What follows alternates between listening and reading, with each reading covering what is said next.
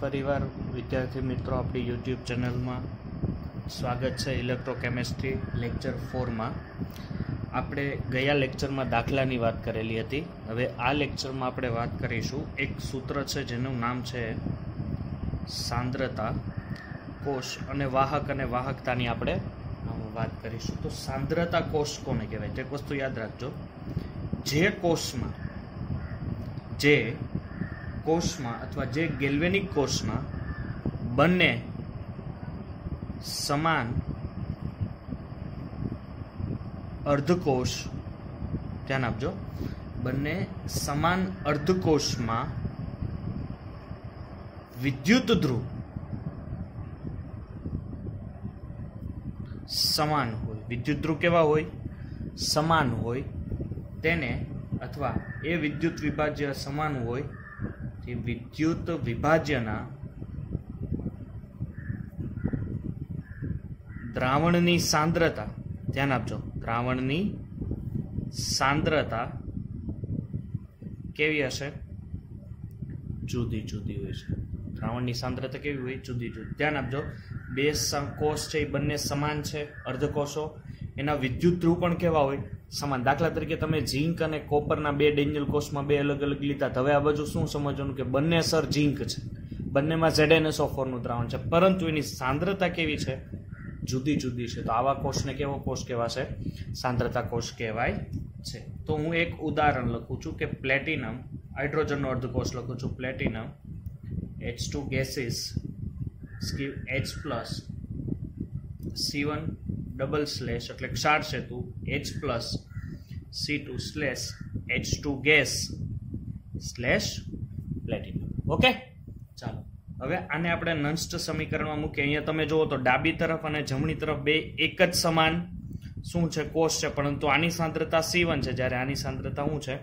C2 છે. બરોબર છે. તો આગળ વધીએ. જો E cell is equal to E0 cell minus 0.0592 divided by n log. ધ્યાન આપજો, અહીંયા log શું હોય? એનોડના છેદમાં કેથોડ. શું હશે આમાં? એનોડના છેદમાં કેથોડ. તો હવે યાદ રાખજો અહીંયા કે બે જો સમાન પોટેન્શિયલ હોય એટલે E0 તમારો 0 જ આવે. દાખલા તરીકે અહીંયા 0.38 વોલ્ટ છે અને અહીંયા 0.38 વોલ્ટ છે, તો E0 નું સૂત્ર શું થાય? ER minus E left. તો આ ઓલવેઝ કેવો આવે? 0 આવે. 0.0592 ડિવાઈડ બાય n log એનોડની સાંદ્રતાના છેદમાં કેથોડની સાંદ્રતા લખીએ તો એનોડ કઈ બાજુ હોય? જમણી બાજુ. જમણી બાજુ શું છે? એનોડ ડાબી બાજુ હોય તો લોન મેં તમને આઈડિયા આપેલો હતો. Loan left side oxidation, anode negative. RRCP right side reduction, cathode positive. તો અહીંયા આવશે C1 ના છેદમાં C2. શું આવશે અહીંયા? C1 ના છેદમાં C2. અને અહીંયા એક કામ કરવાનું છે, સાંદ્રતા કોષમાં અહીંયા એક ઘાત આપવાની છે. બરોબર છે. ત્યારબાદ હવે બસ કમ્પ્લીટ કામ છે. E સેલ છે, અહીંયા E cell is equal to minus 0.0592 divide by n log C1 ના છેદમાં C2. ઓકે, C1 ના છેદમાં શું રહે? C2 અને અહીંયા ઓલ સ્ક્વેર એટલે બંનેનો સ્ક્વેર. એટલે આ પ્રકારનું એક સૂત્ર બની શકે. બરોબર છે. પરંતુ આપણે જેમ દાખલા જોશું એમ આ સૂત્ર થોડુંક ચેન્જ થશે. એ દાખલામાં આપણે વ્યવસ્થિત જ્યારે સમજવું. પણ અત્યારે ખાલી એટલું યાદ રાખજો કે સાંદ્રતા કોષ એટલે શું? કે જ્યારે બે સમાન વિદ્યુત ધ્રુવ હોય પરંતુ એની સાંદ્રતા કેવી હોય? જુદી જુદી. એને શું કહેવાય છે? સાંદ્રતા કોષ કહેવાય છે. હવે આપણા પાસે નવી થિયરી છે. એ થિયરી છે વિદ્યુતીય વહન. શું થિયરી છે આપણી પાસે? વિદ્યુતીય વહન. તો વિદ્યુતીય વહન આપણે જોઈએ તો જો વિદ્યુતીય વહન એટલે દ્રાવણોમાં વિદ્યુતનું વહન. શું છે? દ્રાવણોમાં વિદ્યુતનું વહન. ઓકે, હવે વિદ્યુત વહનના બે પ્રકાર છે. ધ્યાન આપજો, વિદ્યુત વહનના બે પ્રકાર છે. આપણે બંને પ્રકારની ચર્ચા કરીએ. તો પહેલો જે પ્રકાર છે એને કહેવાય છે વાહક. શું કહેવાય છે? વાહક. અને બીજો જે પ્રકાર છે એને શું કહેવાશે? અવાહક. શું કહેવાશે એને? અવાહક.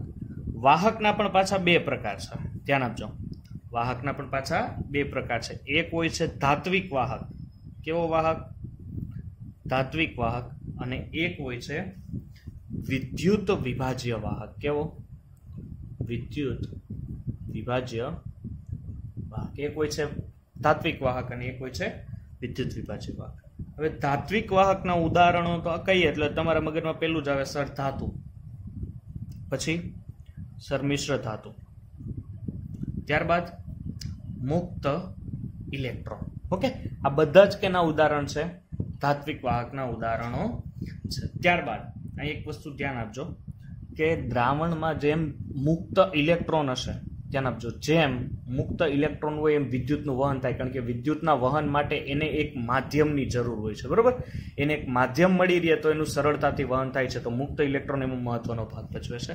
દાખલા તરીકે તમારી પાસે કોઈ એસિડ છે અથવા કોઈ બેઝ છે અથવા કોઈ પણ સોલ્ટ છે, એટલે આપણે એને ક્ષાર કહીએ, સોલ્ટ છે, plus H2O, it's give M+21 કોઈ પણ આયન છૂટો પડે આ ત્રણમાંથી, પ્લસ અહીંયા Na સોલ્ટ લીધો તો NaCl હોય તો Na પ્લસ છૂટો પડે એટલે આપણે અહીંયા M+, પ્લસ X- કોઈ પણ બે પ્લસ ઓર માઇનસ છૂટો પડે. તો ધ્યાન આપજો એની અમુક શરતો કે આયનો દ્વારા વિદ્યુતનું વહન થાય. દેખાય તમને આયન છે, આ ધન આયન છે, ના કેવો છે? ઋણ આયન. દ્રાવણમાં જ્યારે ધન આયન અને ઋણ આયન હોય તો વિદ્યુતનું શું થાય? વહન થાય. મેં બીજી શરત શું કીધી હતી કે મુક્ત ઇલેક્ટ્રોન હોય તોય થાય, અને અહીંયા હું શરત કીધી કે ધન આયન અને ઋણ આયન પણ હોઈ શકે. બીજું, આ વિદ્યુતને અવરોધે, આ વહનને અવરોધવા માટેનો એક પરિબળ કયો? કે એક અવરોધ. સર જો અવરોધ કોઈ પણ પરિપથમાં અવરોધ આવી જાય, થોડુંક આપણે ફિઝિક્સની માહિતી લેશું, જો કોઈ પણ પરિપથમાં અવરોધ આવે એટલે વિદ્યુતનું વહન શું થઈ જાય? ઓછું થઈ જાય. ધ્યાન આપજો, એક શરત મૂકું છું કે અવરોધ શું છે? અવરોધ વધુ તેમ વિદ્યુતનું વહન ઘટી જાય. રેડી?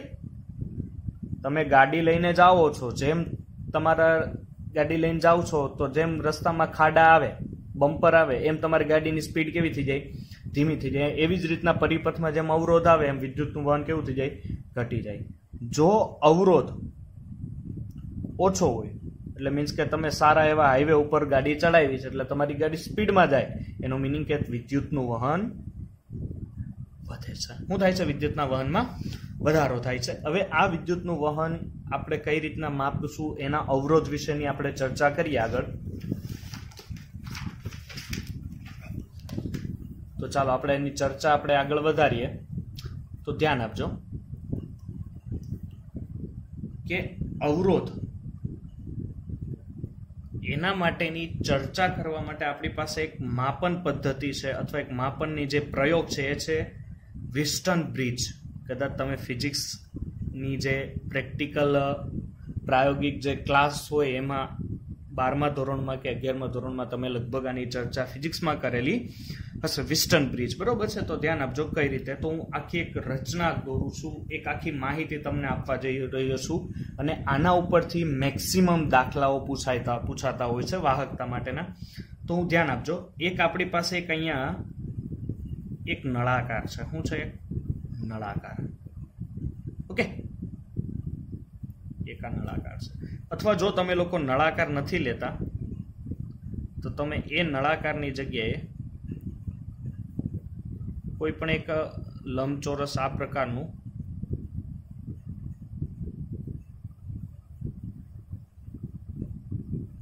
તમને આઈડિયા આવી જતો હશે. આ રીતનું એક લેવાનું છે. આ એક વાહક છે. શું છે? વાહક. આને પણ હું વાહક જ કહી શકું, પરંતુ ખાલી બંનેના મેં આકાર કેવા લીધા છે? જુદા જુદા. આ વાહક કઈ લંબાઈનું છે? તો સર આ વાહક છે એ L લંબાઈનું છે. કઈ લંબાઈનું છે? L લંબાઈનું છે. પછી આ વાહકનું જે ક્ષેત્રફળ છે, ધ્યાન આપજો, આ ક્ષેત્રફળને શું કહીએ આપણે? સર એ. ક્ષેત્રફળ એ, આડછેદનું ક્ષેત્રફળ.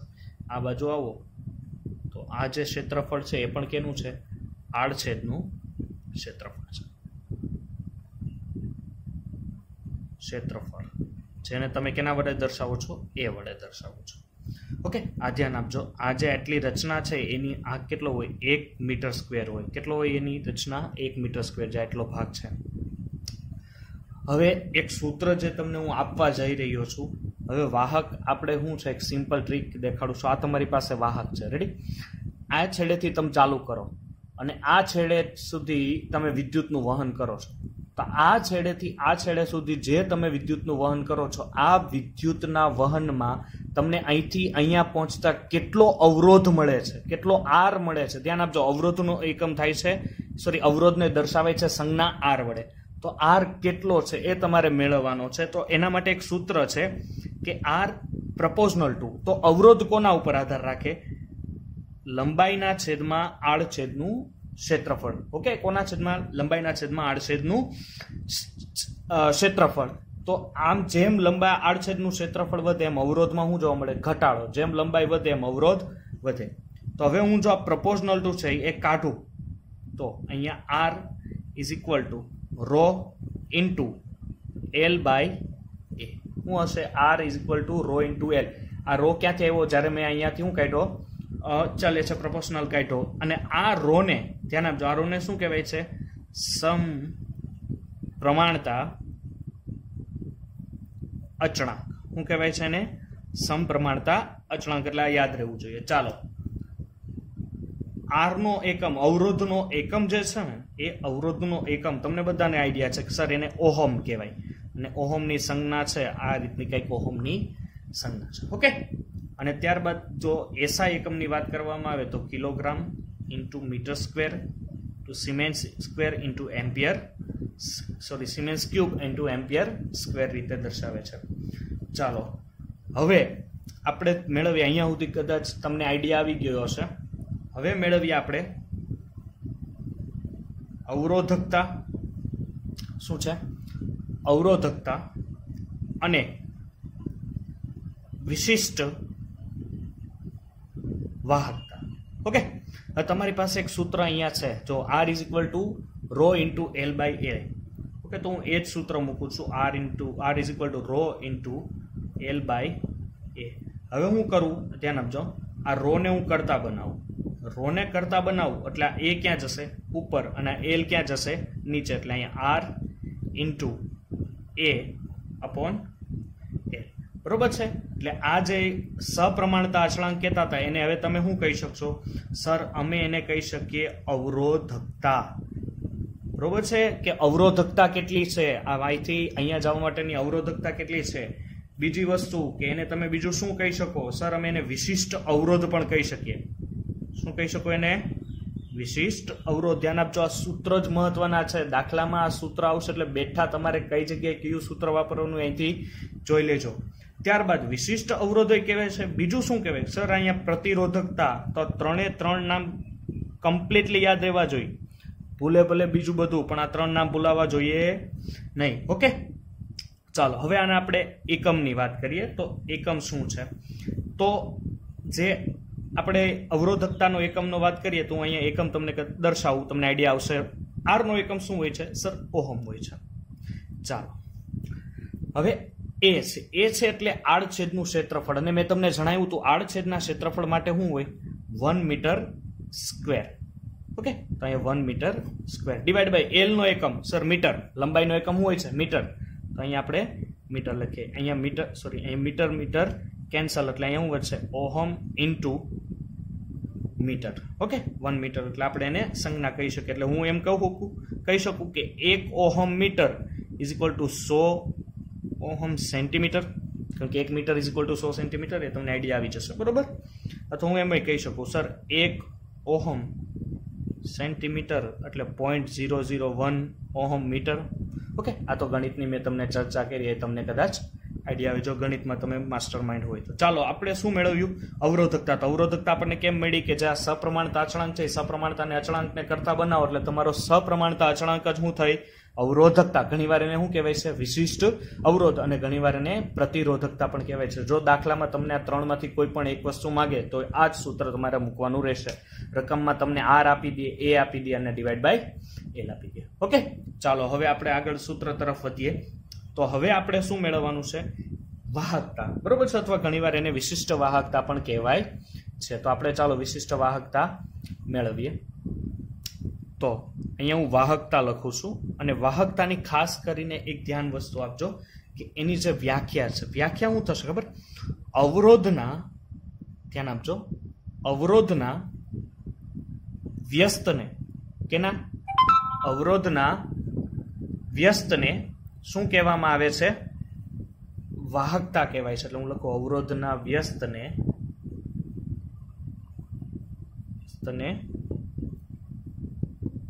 વાહકતા કહેવાય છે.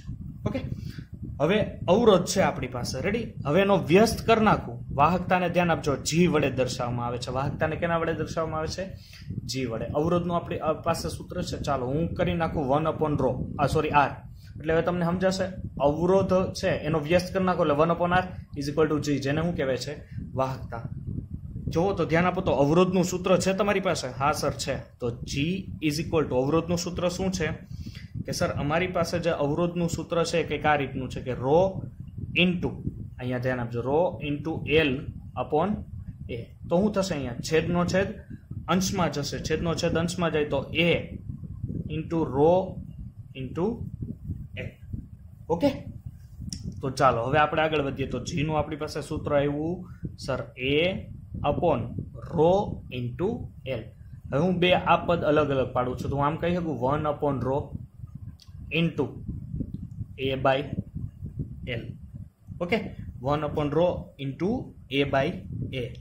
હવે ધ્યાન આપજો, અહીંયા છે જે 1/ρ છે, બરોબર છે? આ 1/ρ ને શું કહેવાય છે? આ 1/ જે ρ છે ને, આ 1/ρ ને કહેવાય.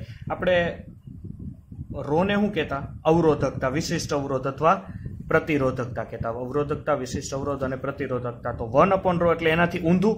તો અહીંયા અવરોધ હતો તો એનાથી ઊંધું શું થાય? વાહકતા. તો આને કહેવાય છે વિશિષ્ટ વાહકતા. શું કહેવાય છે આને? વિશિષ્ટ વાહકતા. અને વિશિષ્ટ વાહકતાની જે સંજ્ઞા છે એટલે કે 1/ρ = કપ્પા. ધ્યાન આપજો, એક શબ્દ કપ્પા, એને ઘણીવાર કપ્પા વડે લખશે. એટલે 1/ρ એટલે હું અહીંયા સૂત્ર મૂકું કે 1/ρ ની જગ્યાએ હું મૂકી દઉં? Kappa A/L. ઓકે, શું મૂકી દીધું મેં? 1/ρ = કપ્પા.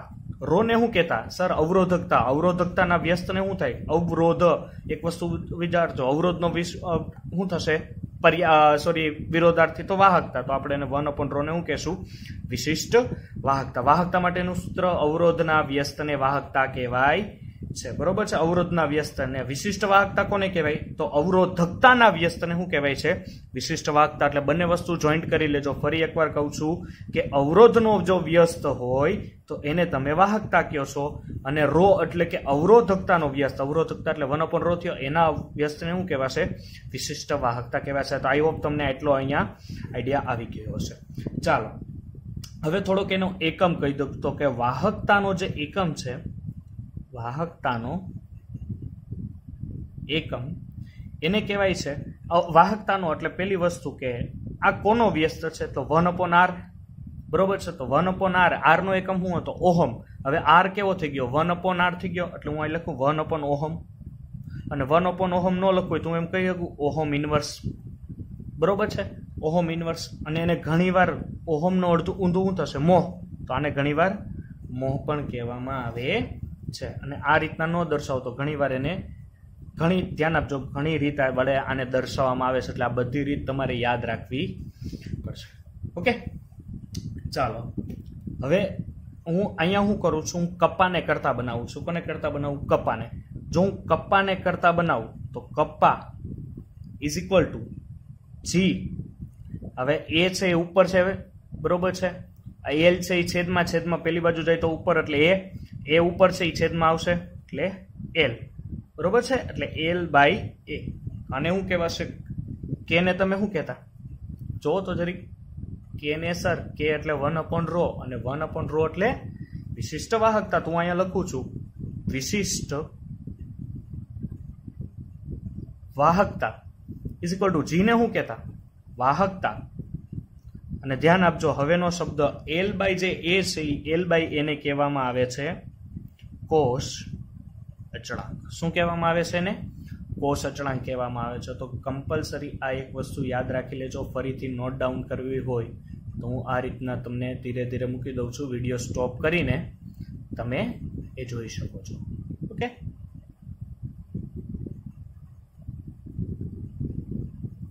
ચાલો હવે થોડાક આના એકમની આપણે ચર્ચા કરી લઈએ. તો એકમ કંઈક આ રીતનું છે, ધ્યાન આપજો કે આને હું એક તમને ટ્રીક આપી દઉં. જે તમારી પાસે આ વિશિષ્ટ વાહકતાનું જે સૂત્ર છે ને એના માટેનું હું ટ્રીક આપી દઉં છું કે વી વાહ એટલે વિશિષ્ટ વાહકતા, વિવાહ એટલે લગ્ન નહીં. ઓકે, તો વિશિષ્ટ વાહકતા, ત્યારબાદ વા ગુણ્યા કો એટલે વિવાહ વાકો, એટલે વિવાહ કરીને એમ પણ વાકો થઈ જાય, એટલે વિવાહ વાકો વિશિષ્ટ વાહકતા ઇઝ ઇક્વલ ટુ વાહકતા ગુણ્યા કોષ અચળ. ઓકે, ચાલો હવે આપણે એના એકમની ચર્ચા કરીએ. તો એસઆઈ એકમ પ્રમાણે ધ્યાન આપજો, કઈ પદ્ધતિ પ્રમાણે? એસઆઈ એકમ પદ્ધતિ પ્રમાણે વાહકતાનો એકમ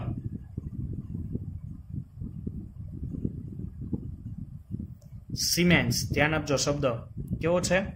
સિમેન્સ અથવા સાયમન્સ પણ કહેવાય છે, ઇન્ટુ મીટર ઇન્વર્સ. શું થશે? Into metre inverse. હવે મીટર ઇન્વર્સ કઈ રીતે આવ્યું? ધ્યાન આપજો કે આ તમારો જી છે એને શું કીધો છે? એસઆઈ એકમ પ્રમાણે સિમેન્સ કીધો છે. ઓકે, હવે એલ નો શું હોય? મીટર, અને એ નો શું હોય? આડછેદનો મીટર સ્ક્વેર. તો અહીં મીટર સ્ક્વેર કરું એટલે એમ જાય એટલે 1/m વધે, 1/ મીટર વધે. તો એસ ગુણ્યા 1/ મીટર કરું, મીટરને ઉપર લાવવું એટલે મારે શું લેવું પડે? અહીંયા ઇન્વર્સ લેવું પડે, અથવા હું આને આમ પણ કહી શકું સિમેન્સ ઇન્ટુ 1/ મીટર. બરોબર છે? આ રીતના પણ તમે લખી શકો છો. આઈ હોપ તમને આઈડિયા આવી ગયો છે. હવે ધ્યાન આપજો, વાહક અહીંયા સુધીનો આપણે અમુક સૂત્રો છે અહીંયા પૂરા થાય છે. હવે હું એક તમને થિયરી આપું કે વાહકતાના આધારે, ધ્યાન આપજો, કોના આધારે?